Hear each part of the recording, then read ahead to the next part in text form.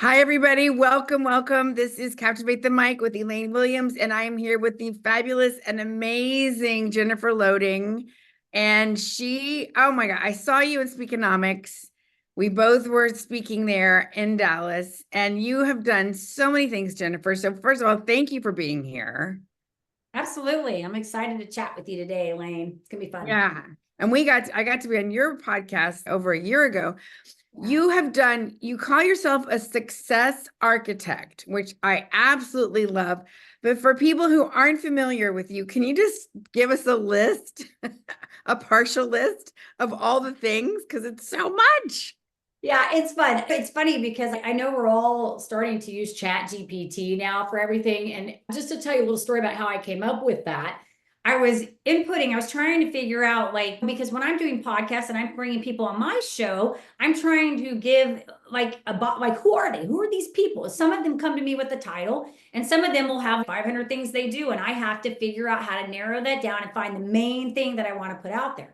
I was trying to do the same thing for myself because I have all these certifications and things that I do, and I feel like I do a lot of different things. They really hone in on one thing, but there's a lot of titles. And I went in one day and just started putting in all these things, and I'm like, give me a name that would really sum up all of this. And it came back with like success maven and all of this. And I'm like, I like success architect. I And do so, too. yeah, so really what I do, I tell people is my main thing is I work with women primarily, but I help them overcome subconscious blocks. I help them identify those subconscious blocks and then help them release the emotional ties to them. But I do that with a lot of different modalities. I have a process that I work through. When people come to you, you kind of got to meet them where they are. So I have a lot of tools in my tool belt that I can use, and that's where all those different certifications come in that help me come up with that cool success architect. I love it. And I know you've coached people on fitness, you've overcome health issues. You're a mother of how many? I have three. Three, and long marriage. Like, you're just a badass. Yeah. And I loved, like, oh, you know what? I'm going to go study this. It's funny. I'm right in the middle right now doing a different psychology. I don't know if you're like this, but I continually like to learn things. I really genuinely do. And a lot of it I do is really because I feel personally responsible for how I show up in the world. And I think that the more knowledge that I can bring in, and truth be told, like everything I do, I tell people I have all these fancy things that I've done, but the reason I did them was about me. I wanted to learn for myself because I was either trying to heal something, work on something, get better at something. And then I realized in the process of that, hey, this was pretty powerful in my world for me. And then I realized there are probably other people that are struggling with some of the things that, that I've had to learn to overcome.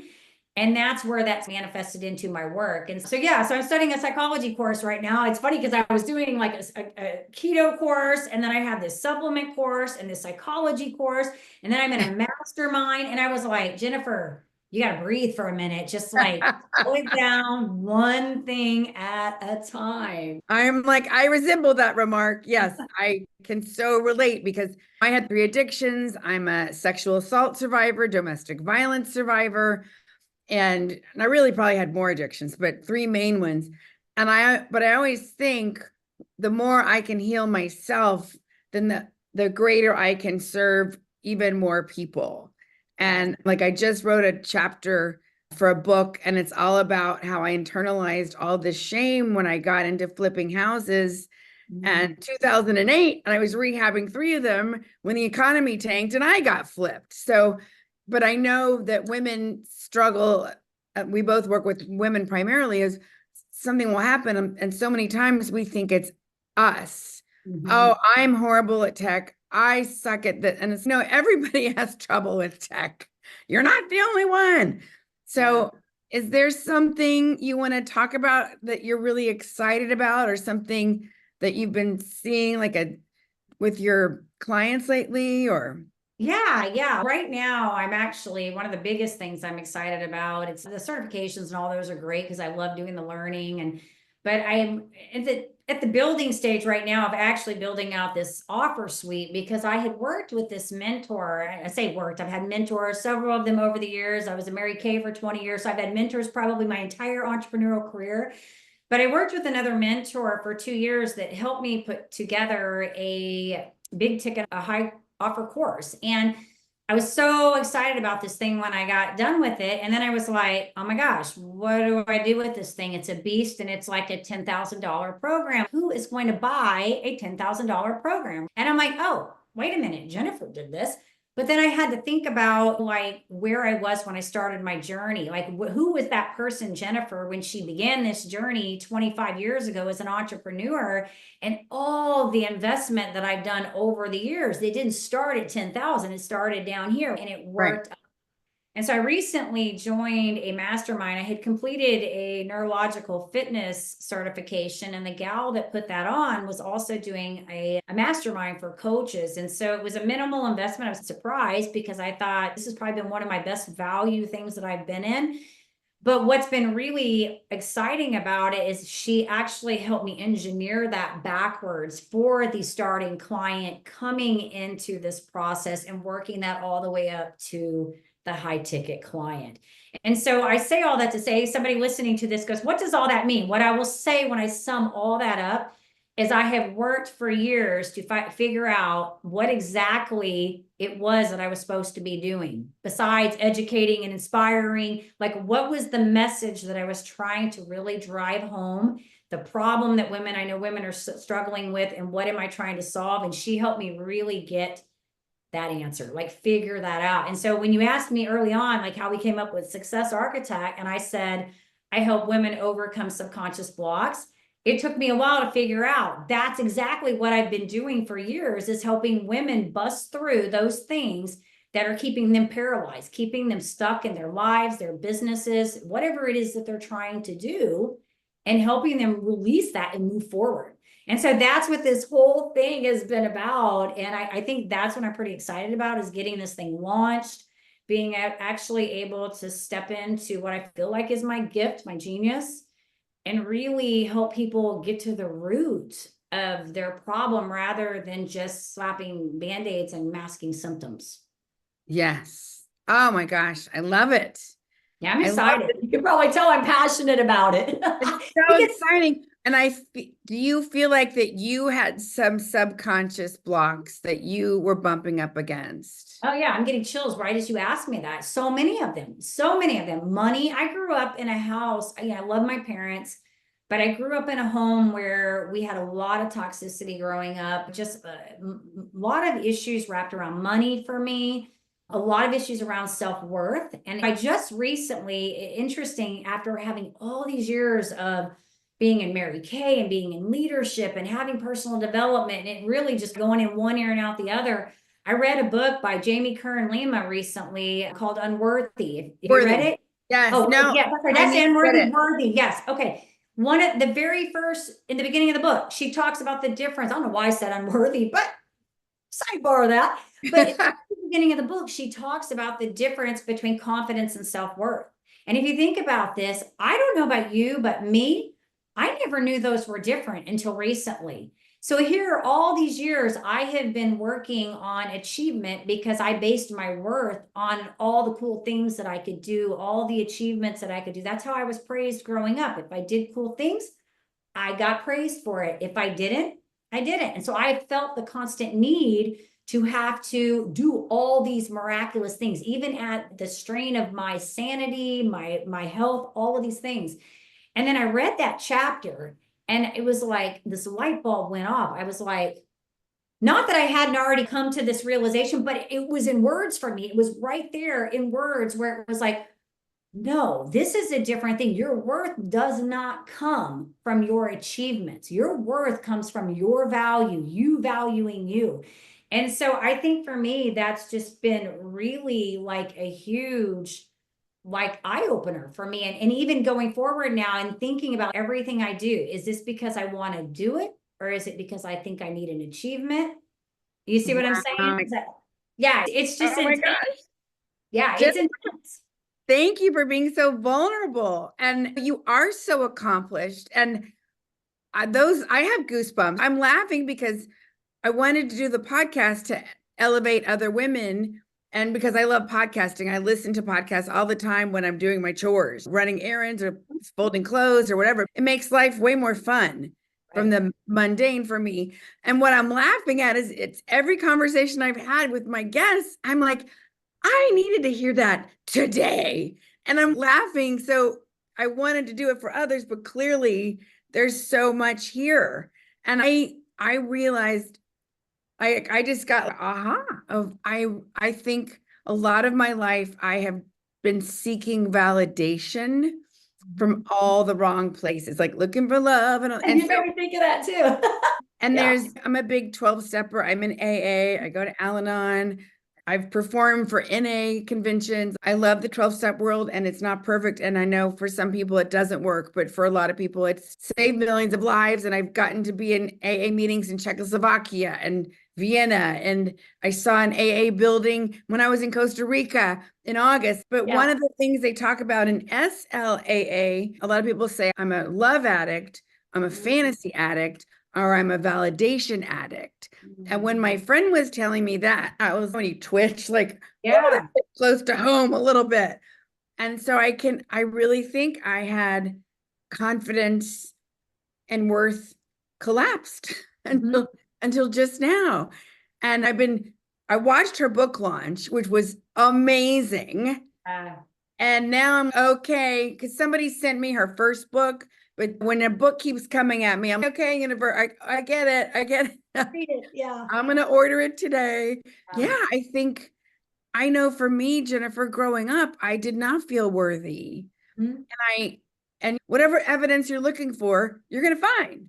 And I wasn't the pretty Dallas Cowboy cheerleader, and I wasn't whatever. And so I think I've spent so much of my life trying to almost and I do love feeling productive. I love ticking things off my list. And I remember did you ever do mirror work where you look in the mirror and you say, I love you with or without the man, with or without the comedy gig, with or without 5 pounds up or down. And I think it's time for me to do some more too. Wow. It's the confidence block that it can form into imposter syndrome. There's a lot of different things, right? And I think all of us struggle. I think it would be foolish for us to say none of us ever deal with any of this. But I think for me, it's been a process, because I tell people, like, what I am today, I wasn't like this 3 years ago. I wasn't like this 5 years ago. I wasn't like this 10 years ago. And I can almost assure you, people that would tell you that knew me when I was younger would be like, if they hadn't seen me in this transition over the years, would be like, that is not even the same person. So I think it is a process. And I think that for me has come through this continual learning and this continual need for self-improvement, right? But my self-improvement quest has always really been about finding peace for myself. It's really been about just being okay with who I am. And that's why I did a lot of this. I tell people in the beginning, it all started when I wanted to heal my health. That's really what it was in the beginning. That was like in 2012 for me, was like, I don't know, maybe the coming to Jesus moment, where it was like, I had no idea that was going to be the mark that was going to turn this trajectory. But it was a quest to figure out why I was dealing with this disease. Like, why did I get plagued with this disease? And it became about, how do I solve this problem? I knew I was going to have to live with it. Okay, so now what do we do with it? Because I'm not going to play victim to this, right? And then it really started opening the doors up to, how was I contributing to this condition? Like, how was I making this worse or better? And what role did I play in that? And I think that really has just sent me on this perpetual, like, conquest to not only understand myself and my place, but also understand the human condition, why people do what they do. And it's fun even in that, because I feel this mentor that I had used to say, that which we think is most personal is most universal, that we think we all have universal problems, but really the core meanings behind a lot of the problems are really universal. If you think about it, we all want love, we all want certain things. And so if you start to really understand people and you watch them and watch what they do and what they say, and over a period of time, you can start finding patterns. And Right. then if you engineer that back, you can really start getting back to those blocks that we're talking about, whether it's a confidence thing or it's a money block, or there's a procrastination. There's a lot of different things. If you think about procrastination, why do we do that? There's a reason we do it, right? There's something's tied to it. Fear. Yeah, I always think it's perfectionism. Or I know like I have trouble with organization, and I know that some of my trauma is directly related to that. So it's, yeah, I think I love it because I feel like we're all on this path, and when we can work together, it's so much more fun. Like, what would it be like if everybody had a coach? I know, right? Had people bullying each other or whatever the heck people do. What would be possible? That's why I love coaching and mentoring so much, because I would be dead. I would be dead without it.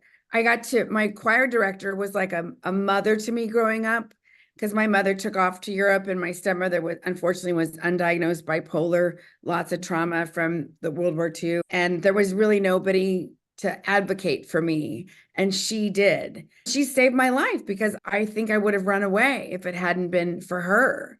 And I'm so happy that I got to tell her that several times, but especially right before she passed. You just never know. Right. Impact that somebody can make. But yeah, I love it. I want to know all about your high-end thing when you roll it out. This is so exciting, because I think we all have some kind of block. Whenever there's, what is it? New level, new devil. Yeah, and fun. I'm building. It's funny because here, talk about tech. You mentioned tech a while ago. Okay, so I'm building. So the high ticket is built, right? But now I'm doing the backwards. I'm starting from the beginning. So I'm building out this course, right? Or excuse me, this quiz, a free quiz right now that people are going to be able to go to identify their number one subconscious block that's keeping them stuck. Now, obviously, we typically have more than one, but we're trying to hone in on what's the big one that's keeping you stuck. And so I'm creating the quiz on type form. And I get into this and I'm like, oh my goodness, Elaine. I'm like, okay, can somebody just either do this or tell me what button to push? Because I'm like, I need help with the questions. I get that figured out. Then I'm like, how do I do the quiz? Like the variables, like how do I get the numbers lined out? And then I don't know how to do the type form. And oh my goodness, I had to get the ChatGPT to walk me through step by step how to create the type form. And then all of a sudden, when it clicked, talk about moment, like you talked, you have the aha moment, it clicked, and I'm like, oh my gosh, this is stupid. Yeah, it's just, yeah, technology. There's always something new. I always tell my we all have stuff. We're gonna laugh so that we don't cry. We're gonna laugh. We gotta laugh. We gotta laugh. Do you want to tell us one client story that is just something that you just love? Yes, I do have a really awesome one. Okay, so most of us are old enough to remember the Karate Kid, and I always talk about this story kind of being like that. We didn't do any martial arts and we're not doing any physical activity, but I have a girl that I have been working with since probably the beginning of COVID. I think she came in around 2019. She's the same age as my oldest, almost like their same month, same year, everything. She had reached out to me in 2019. I think it was right the week of Christmas, in fact. She's in Spain. She's originally from Russia, moved into Spain. And she was looking for a coach. She had found me on a platform. And at that time, she had just, I think, had a hostel. And when COVID hit, had to shut it down and then started an online designer bag business. So she came to me, and I just remember she was upset because something had happened. I can't remember what specifically in her personal life, but one of the things she was struggling with was she said that every time something would happen that was big in her personal life, it would shut her down in her business. She would just emotionally go down. Long story short, I'm going to fast forward this a little bit because I'm still working with her. She's on what they call holiday right now. So she's gone traveling. But we had, during the course of this training in the beginning, we were working a lot on these success habits. And these were habits that I had implemented in my life to turn around mine, because was struggling with a lot of the same things. I would go into depression for a long time. I would get into these, what I call hyperfunks. And I couldn't really figure out, was it like hormonal?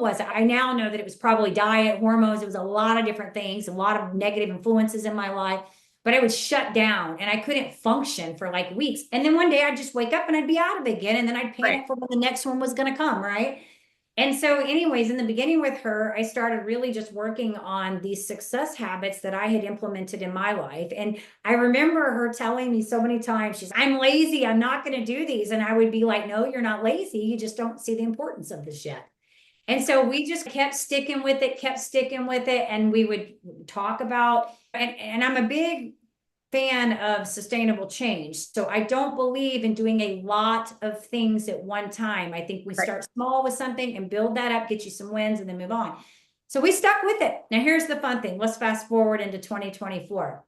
I met with her at the beginning of the year, and I remember her telling me, she was like, in 2023, she had her best year. That year, she had a flat that she had bought in Spain and was setting it up on Airbnb to get it, to rent it out. She had traveled to Dubai that year, to India that year. She had a poker trainer. She was taking private horse lessons. She had been to Kenya on a safari. She was doing incredible. And we're talking in excess of thousands here in her business. Month after month, she was doing really well. And I remember having this conversation, and she was like, I had my best year ever. And she said, I think like it was all those things that we had put into action. It just took us a while for her to actually start realizing that when she wasn't doing these things, they were affecting her negatively. And so it's funny because now she's got this little routine and system in place. And when she deviates from it, she realizes that, no, I need to get back on track. And so she's had an incredible journey, and it's been fun to watch her growth. It's almost been like this little prodigy child, so to speak, that I've been coaching and watching her evolve as a human being and into this successful business owner. That's amazing. Oh, I love it. I love it so much. Yeah, it's always a million tiny steps. And sometimes we don't realize they can add up. They can also veer us off if we keep going. So that's so cool. Yeah, and she's not the normal, Wayne, because a lot of people in coaching, you know this because you're working with people. If they don't always see things immediately happen, they start to believe things don't work. And sometimes it takes a while. It's the way I put this, and this will make sense to your people. If you think about their stages of learning things, we have what we call like unconscious incompetence, and then we have unconscious competence. It goes all the way up. When you drive a car, we don't think anything about driving a car because that is an unconscious competent activity. Brushing our teeth is an unconscious competent activity, but we've done it for a while. We have done this for a long time that we no longer have to think about it. A lot of times we start things and we think that we should immediately adopt them into our life. It should be easy for us, but it doesn't work that way. It Especially takes adults. Yeah. it's like 3 to 4 years to build an unconscious competent habit. So when we talk about these 30-day habits and these 90 days, yeah, they're going to work, but there's a good chance if you break off, you're going to fall off, okay? Because you got to be thinking it takes time to build these habits before they become to a place where you just get up in the morning like I do with my workout and go, I'm working out today. I don't negotiate it. It's part of my life. It's just part of it. I love it. I love it, Jenifer. And I love your speaking. You have such a great pace. You have vocal variety. I love how you pause. You painted the pictures. Part of me is I can't wait to see you on a stage. Taking up more space and maybe even adding, sometimes it's nice to have dramatic pauses in certain stories, but you're just fabulous. How long have you been doing your podcast? So I started the Starter Girls in 2019. So again, right before COVID hit. And then I had that show has taken many twists and turns. It was, originally 2 ex-Mary Kay sales directors, all about empowering the female entrepreneur. And then it was funny because you're probably like I am. I found that I get along with men very well. Like I can be that optimist, practical person. And so I was like, dude, I want to bring men on the show and interview them too. And so we've had a lot of twists and turns. And that's why you probably saw that I had the Behind the Dreamers come out, because we bridged a new show, had a new gal come on, decided to take a more neutral stance on it. And then I finally just decided this past year that, Starter Girls is where the brand is. It's where we built it. People like it. It's a cute logo. It just sparks like the conversation of what is that all about?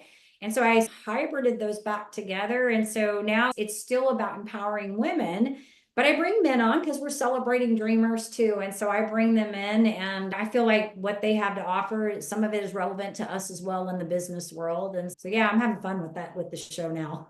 I love it. I love it. So if people want to find you, where is the best place to send them? Yeah, you can, I would say go to my main page, which is the jeniferloading.com. I'm assuming you'll put some show notes in there with, Absolutely. Yeah. With all your and stuff. yeah, just that's the main hub page. I have pages for the starter girls and all of that, but if you go to that, will direct you to all of my work. And Awesome. Thank you so much for taking the time out of your busy schedule. And I needed to hear exactly what you had to say today. So I can't thank you enough. And yeah, make sure everybody follow her because she's moving and shaking.